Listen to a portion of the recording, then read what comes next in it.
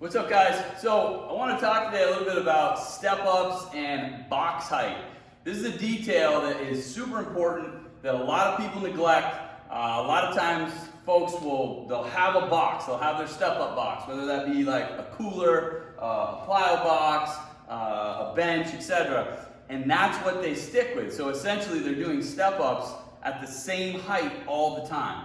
Well, the height of the box absolutely matters. There's a lot of different factors that come into play. Are you training for, say, a backcountry hunt or adventure that's really steep terrain? Or is it more moderate terrain?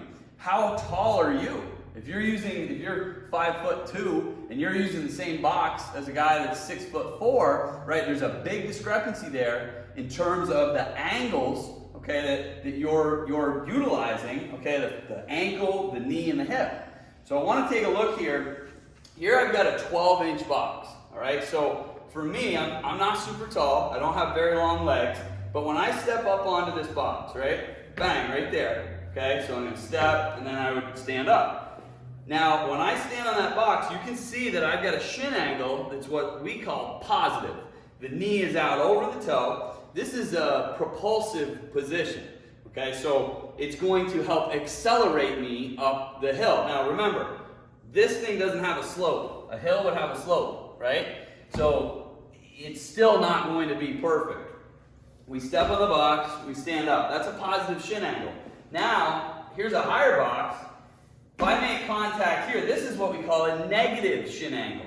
So a lot of times I'll see people doing step-ups, videos, or whatever, and they're making contact on the box here, using momentum to drive up, right? And then come back down. So here, angles are much different. Okay, I'm maybe closer to 90. This is potentially too high if I'm training for steep terrain, right? Where I need to be in an angle that's more positive because I got a pretty good slope on the hill, right? And it's not going to allow the same transfer, okay, to the environment that I'm going to be in. And that's super important to understand. This is a 12-inch box. This is an 18-inch box. Typically, 18 inches, that's going to be for like people, long-legged people, 5'8" and up, can maybe handle an 18-inch box. But other than that, you're going to want to be a little bit lower. You're going to want to adjust, build a box, adjust the height by putting something on top of it. So those are factors to keep in mind. Another thing that plays a big role is your footwear. If I'm wearing, these are a really flat training shoe that I use in a really flat floored environment. The slope of the hill or the environment that I'm hunting in, that I'm hiking in, is uneven, it's inconsistent, and I'm not going to be wearing these shoes. Okay, so I'm going to be wearing something that doesn't allow my ankle to flex in the same way. So potentially if you're training in hiking boots or a hunting boot, you're not ever going to be able to get up here, right, on a higher box. I'm not going to be able to get into that positive shin angle position, okay, to help drive me up the hill. So that's really important to understand that when you're in that backcountry, you're probably working more on the front of your foot. So it might be helpful to add a slope to your box, okay? Again, if you want to have more transfer to the environment you're going to be in, you want to be making contact on a sloped box, okay? But also understand that the mobility of the ankle plays a huge role in helping you get into those positions, right? For, again, being propulsive and accelerating or moving forward, okay, up the hill. And again, then there's other factors. What sort of weight am I holding? I don't hold dumbbells when I'm in the backcountry. I got a pack on, I'm holding a gun.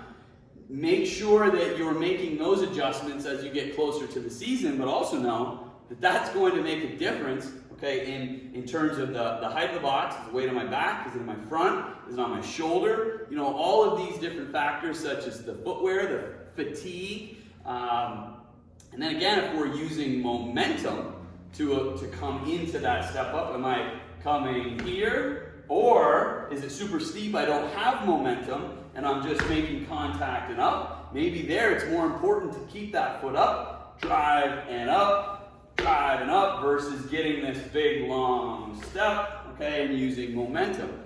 Momentum, that's going to lead to more of a heel contact, okay, where I'm rolling over it. That's typically more of your flatter, more moderate terrain. So, lot of stuff there, right? Biggest thing to understand is that your box height matters.